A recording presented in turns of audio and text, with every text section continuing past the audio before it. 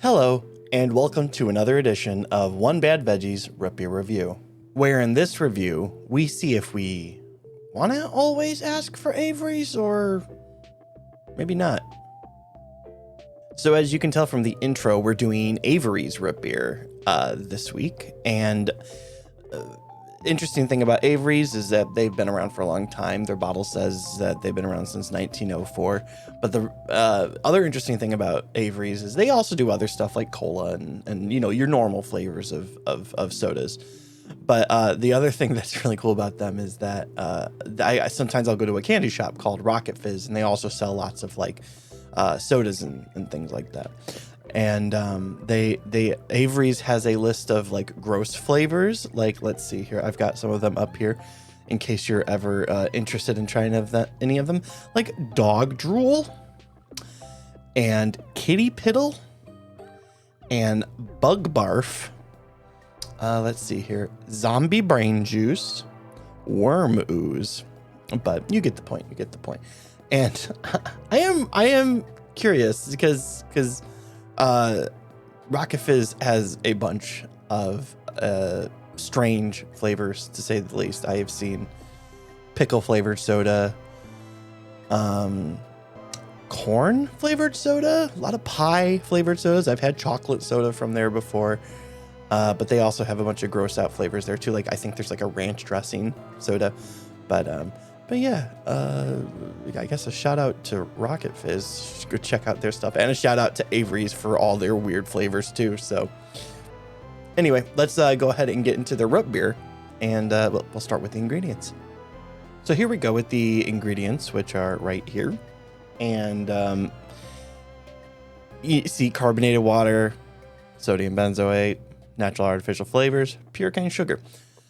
A little bit of behind the scenes. I have a file that I mostly keep blank, other than having the fonts and everything like that set aside for when I write down the ingredients that I add to here. And I swear, if you look at the last 3 videos, I probably haven't really needed to edit it at all for the last one, because it's always the same thing. But we know that it's the natural and artificial flavors that kind of give the nuance to all the root beers that we try. So not that big of a deal, but I just thought that was funny because I'm 99% sure. I could be wrong. I'll go back and look, and then I'll be like, yeah, no, I'm wrong. But anyway, this is the bottle. And I actually look at, I bet you that this art is the same art that they've had on this bottle. I mean, obviously the label's modernized and stuff like that, but I would bet you that just this art is probably the same art that they've had on this bottle since 1904. It's so simple. Even the fonts and everything like that, just it looks, I mean, it looks good. And I like how it has the catchphrase or the marketing or whatever you want to call it, like in the name of the brand and everything. So I have no idea what gold coin is, but anyway. So, but yeah, I you know, that's fun. Let me get it. I always like to get a push in a little bit closer so you can see better. Although that light is really glaring off of it, but that's fine. Interesting too. You kind of notice a little bit of like a red tint to it. I wonder if that'll be obvious when we're pouring it in just a few moments. But yeah. Anyway, I mean, I've already made my speech about the ingredients and everything. So let's go ahead and open it up and get ourselves a little sniff.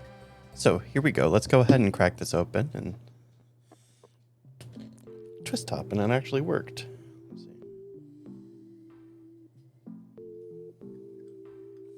So it's sweet, basic. Don't know how else to put that. Nothing stands out necessarily. But you know, if these reviews have ever taught me anything, sometimes the scent can be very deceiving. I will say that there's nothing nasty. There's no bad smells. No, nothing like that. It smells like a very basic root beer. It smells like, as I say all the time, just exactly what you think root beer should smell like. It smells like root beer pouring from a fountain at a restaurant, you know, just like that.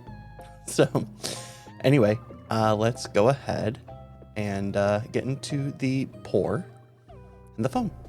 So we've got the trusty frosted mug with us at this point. We're going to go ahead and open this. I'm not really expecting much of the foam actually, because there really wasn't a whole lot of fizz when I cracked it open. But let's see if we get surprised.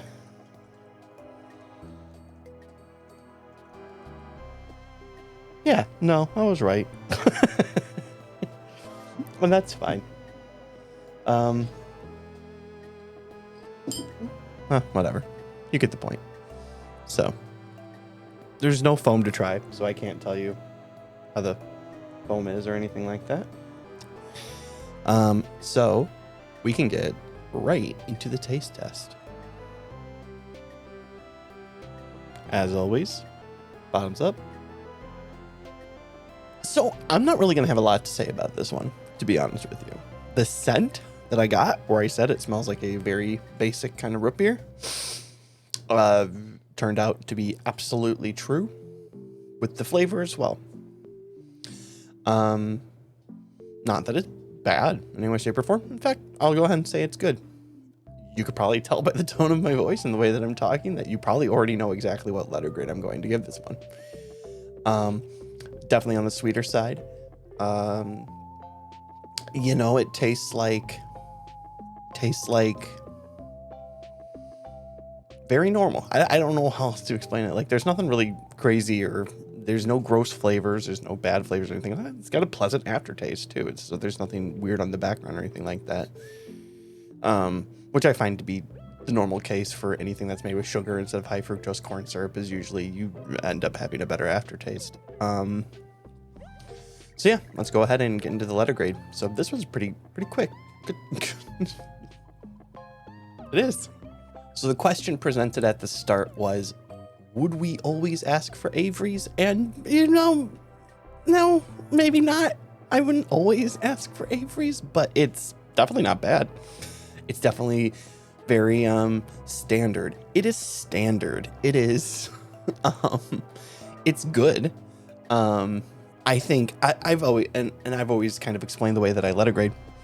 If I put something as a C, that literally means like it is right in the middle. Like it doesn't overachieve, but it's not gross either. It's just exactly root beer and nothing more and nothing less.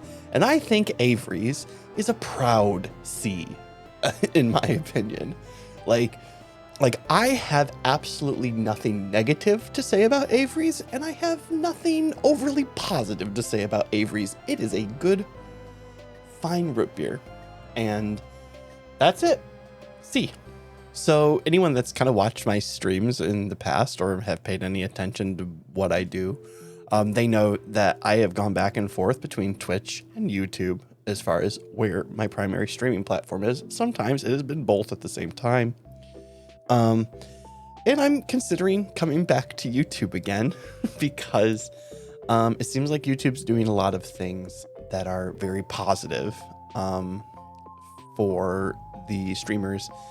That when I first got on, I was kind of jumping on just to be like, hey, you know, I don't have much of a following on Twitch, so maybe I can get a following over here on YouTube when it was brand new. But I found YouTube kind of like lacking a lot of like important features and stuff like that. But with the announcements, if anyone cares about this sort of stuff, that they're going to be adding more options for people, like super chats and stuff like that for people who aren't part of the partners stuff. Maybe I'll make the switch back over. I've been wanting to move to YouTube because I just don't like the practices at Twitch, but at the same time, I have more of a following on Twitch than I have on here. So anyway, a lot of that is unimportant to the stuff that's going on with me right now. For now, I will still be on Twitch streaming occasionally when I get the gumption to do so. For now, you can like and subscribe, and if you go over to Twitch, you can follow me, and if I do decide to stream, then you'll be notified, hopefully. I guess you can turn off notifications, but don't do that, because then you won't know. I hope you had a good time.